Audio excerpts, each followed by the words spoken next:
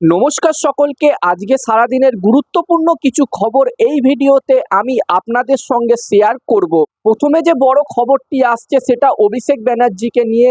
অভিষেক ব্যানার্জিকে অবশেষে supreme court বিদেশে গিয়ে চোখের চিকিৎসা করার অনুমতি দিয়ে দিয়েছে।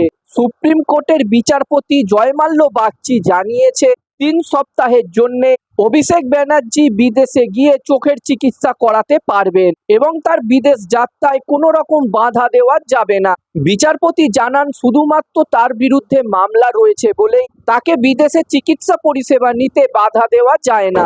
পরের খবরটি আসছে আয়ুষ্মান ভারত প্রকল্পে জালিয়াতি, কেন্দ্রের স্বাস্থ্য বীমা অন্তর্ভুক্ত তালিকা থেকে বাদ দেওয়া হলো 2359টা হাসপাতালকে এবং এই একই অভিযোগে সাসপেন্ড করা হয়েছে 1200-র মতো হাসপাতালকে এবং চিকিৎসার বেআইনি বিল হাসপাতালগুলি যাতে তৈরি না করে তা নিশ্চিত করতে অভিযুক্ত হাসপাতালগুলিকে 328 কোটি 49 লক্ষ টাকা জরিমানা করা হয়েছে এবং সব মিলিয়ে 3500-এরও বেশি হাসপাতালের বিরুদ্ধে শাস্তিমূলক ব্যবস্থা নেওয়া হয়েছে। চলে যাব পরের খবরে। এবারে স্বাধীনতা দিবসে প্রথমবার দিল্লির লাল কেল্লায় গাওয়া হবে বন্দে মাতরম গান।